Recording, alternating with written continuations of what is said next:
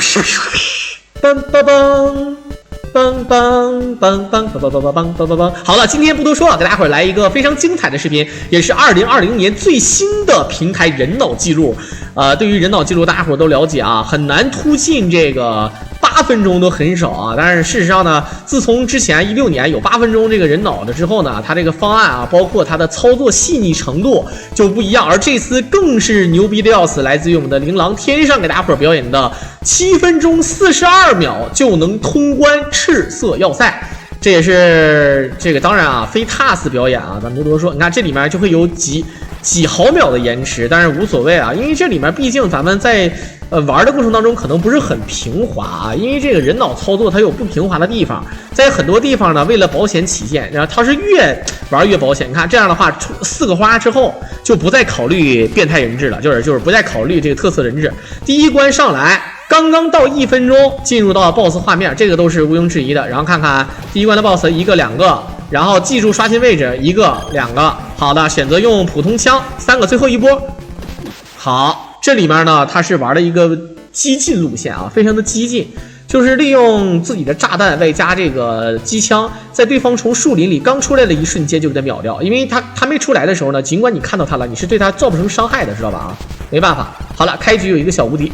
第二关上来一路往前冲，这里面呢什么时候开枪，这个花能打到什么都是有说明的。但是呢，最主要呢还是关于自己的走位，不能走冤枉路，也最好是快速把这个东西打掉。如果一旦啊有的这个你像这些东西呢，你感觉好像它设定好的，其实它走到哪个位置开炮都是经过严格的这个，对吧？就是玩了好长时间。你像这个穿透路线，然后直接秒掉这个炮台，很厉害啊，很厉害。前面几关其实都还好吧，难点呢，其实我个人感觉在后面几关的 BOSS。第二关的话，正常就是从右边，第二关就是从右边往左开炮，你们也看到很清楚啊。比如说我们现在，好，第二关从右边往左开炮。很多人问我为什么要从右边往左开炮呢？我也不知道啊。他应该是从右边先吐炮，先吐这个子弹。我试过从左边往右边开炮，不行啊，就恶心，就在走位。你从右边往左开炮，加上这个炸花的话呢，它真的是这个炮弹都打不到你身边来的，所以说就可以直接秒掉这四个头啊，这4个这个头像的，所以说还好吧。所以你看他怎么玩啊，很多人你去模仿是没什么说的啊，就真的是这样的，这都是无数个这个咱们的这个游戏先驱啊，就是就打磨出来的这么一些套路啊，这些这个方式和方法。你要是说什么游戏都是啊，如果你自己玩，你会发现真的是。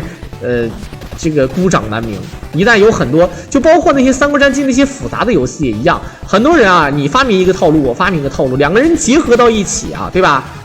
比如说是吧，那个我来自爸爸，我来自妈妈，我俩结合是娃娃啊，爸爸妈妈我来了，是吧？就是这个，你结合好了之后，利用他的套路加你的套路合起来非常，你看这个地方很极限哦，刚才那个子弹差点打到咱们自己，而且如果你稍有迟疑，这个激光你就要等一下。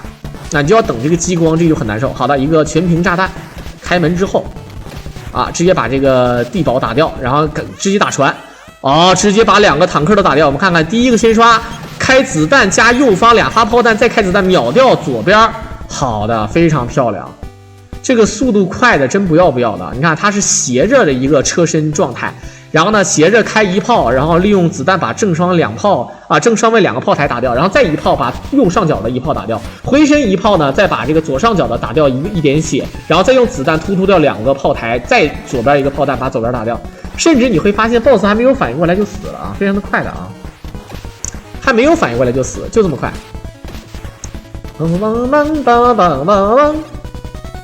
但是他再快也没有小狼嘴快啊，小狼这个嘴是真没谁了。好。这个走位非常的风骚，然后我们看往前走。之前我也做过这个赤色要塞的这个摊分啊，但因为赤色要塞呢，严格来讲呢，它好像是在第4关还是第5关有一个无限摊分摊小兵的那个地方，显得就有点有失偏颇啊。但是这个就不多说了，有失偏颇的话呢，我们个人感觉啊，就应该是不算那个，直接秒掉这个直升机，就这个 BOSS。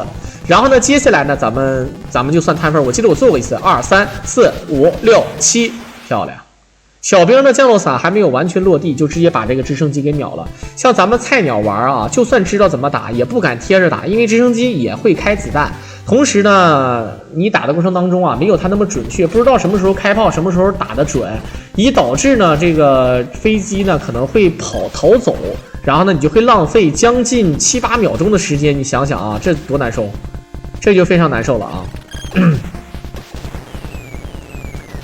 当当，梆梆梆。梆梆梆梆梆梆梆梆梆梆，好，直接就是一炮啊！